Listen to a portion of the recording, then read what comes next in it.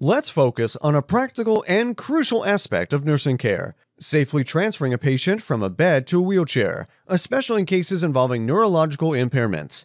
Imagine we have a patient who has recently suffered a stroke and, as a result, has right-sided hemiplegia, meaning their right side is paralyzed. Now, think about this scenario. A nurse is preparing to transfer this patient from their bed to a wheelchair. How should the wheelchair be positioned to ensure a safe transfer? Here are your options. A. Parallel to the bed on the patient's left side.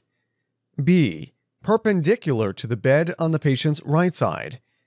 C. Parallel to the bed on the patient's right side.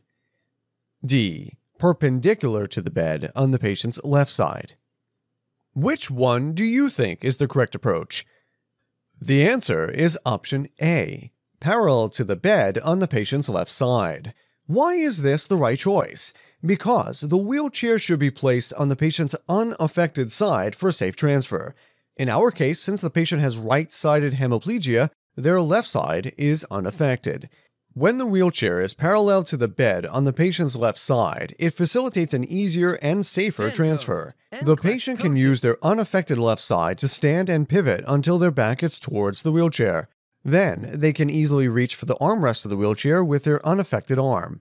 If the wheelchair were placed perpendicular, it would require the patient to reach farther, increasing the risk of falls or strain. Remember, until the patient has mastered the skill of transferring, it's recommended that 2 people assist in this process. Also, always ensure that the wheelchair is locked to prevent it from moving during the transfer, and advise the patient to wear non-slip socks or footwear for additional safety.